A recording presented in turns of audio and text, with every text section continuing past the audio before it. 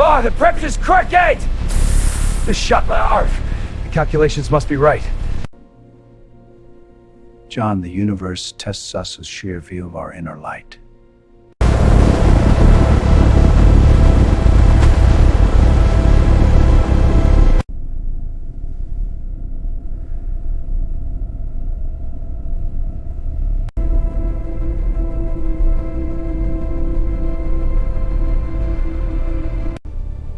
What in the world?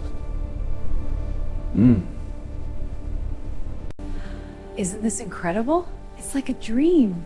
Look, the stars. Let's go.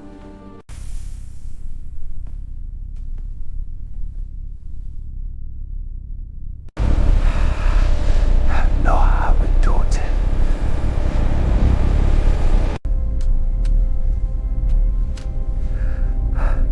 Right there, this house. Catastrophic failure. John, respond! Do you read? I'm tethered. What is that door? Where am I? John, report status. The explosive bolts fired prematurely. Are you receiving this? We have an uncontrolled ejection.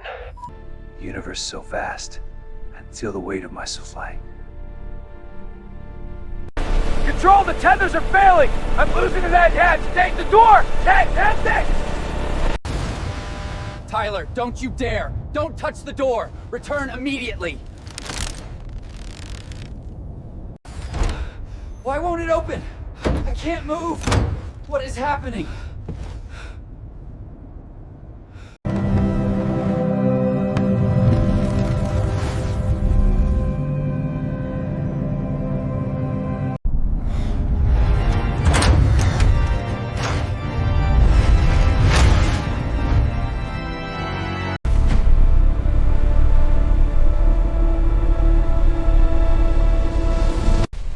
What the? This isn't the suit.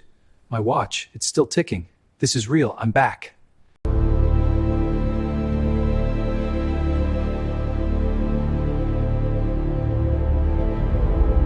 Honey, where have you been?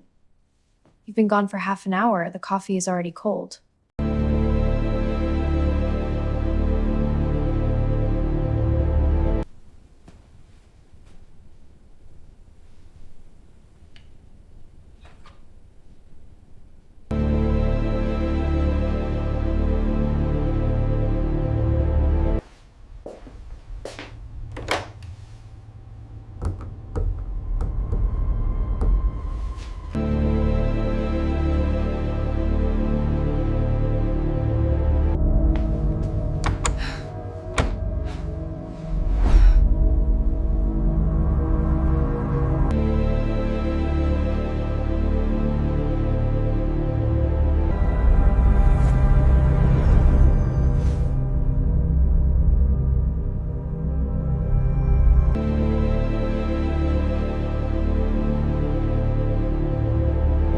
John Tyler didn't just prepare for the flight, he became part of the metal.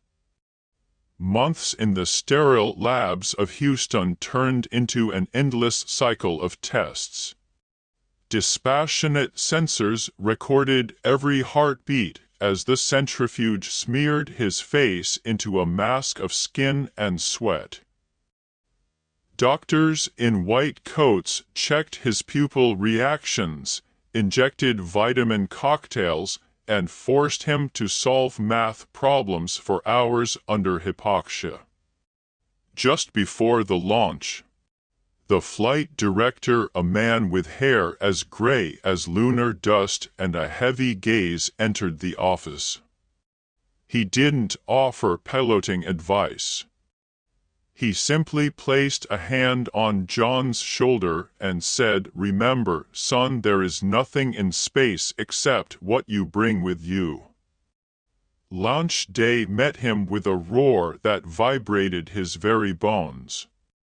John lay semi-reclined in the seat, pinned by harnesses, listening as the multi-ton steel tower came to life beneath him.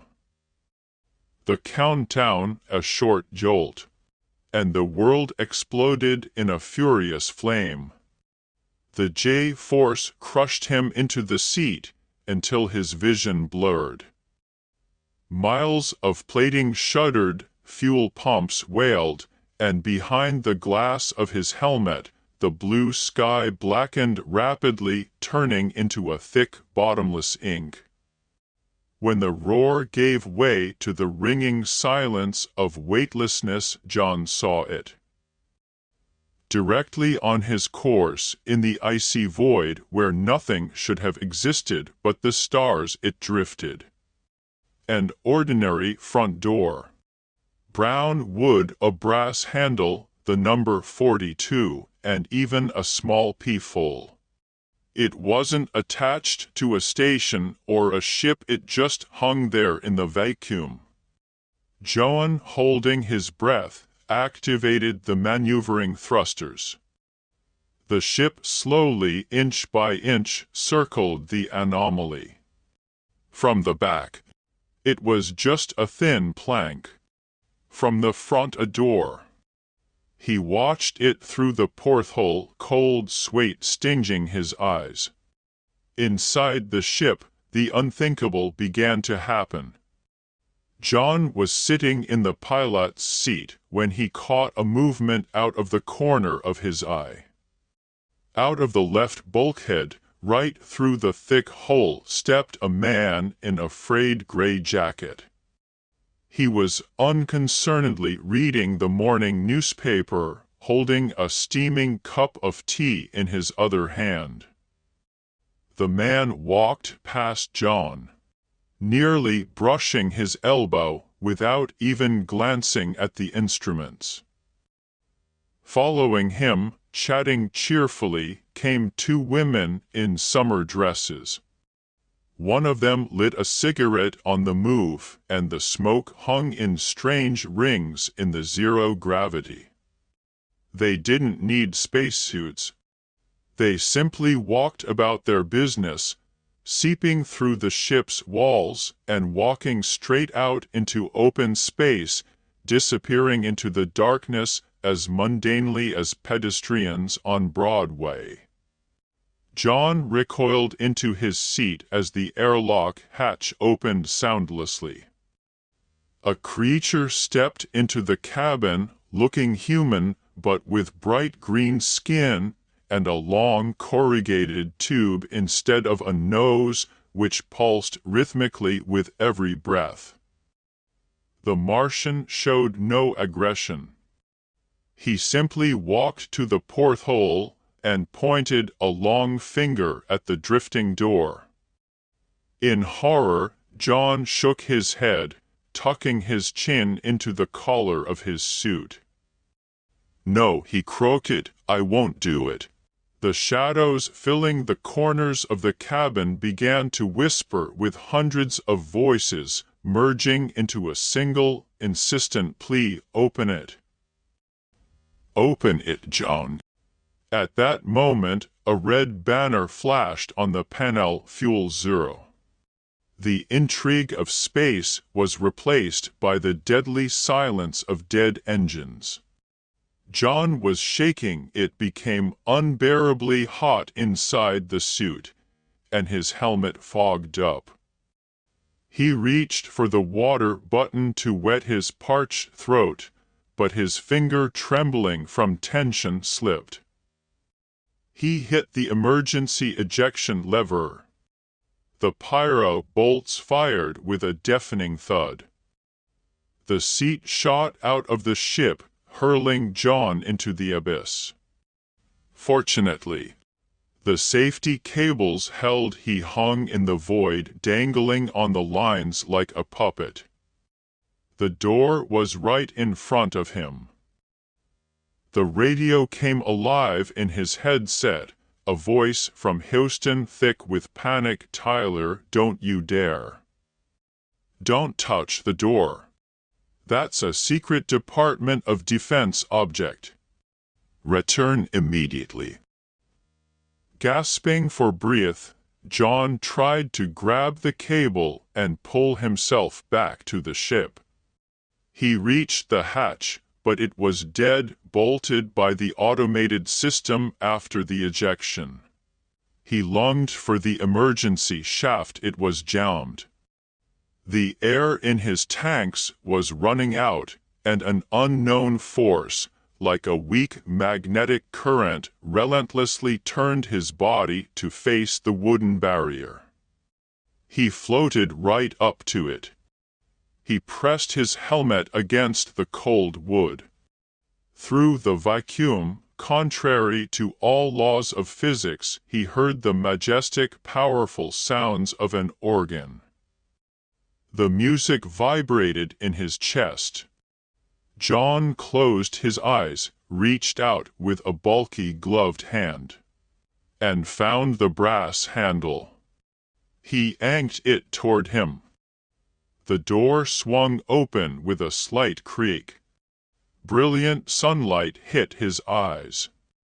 By sheer momentum, John tumbled inside, expecting to fall, but felt the soft pile of a carpet beneath his feet. He opened his eyes and stood frozen. He was standing in the middle of his living room on 19th Avenue. Outside the window, New York hummed, taxi horns blaring. John looked at his hands instead of the puffy sleeves of a spacesuit. He was wearing a perfectly pressed navy blue business suit. An ordinary watch ticked on his wrist. Jessica came out of the kitchen. She was wiping her hands with a towel and looked completely ordinary, only slightly surprised. "Honey, where have you been?" she asked, glancing at the wall clock.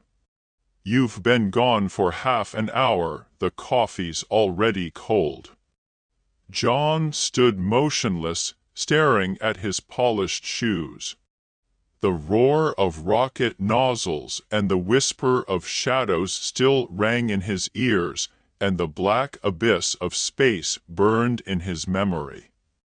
He looked at his wife, then at the door behind him. It led to the hallway, just as it always had. John remained silent. He knew that if he spoke a single word, reality might crumble, but he understood something else even better. No one ever, not the scientists in Houston, nor Jessica, would be able to share the silence he had just left at the threshold.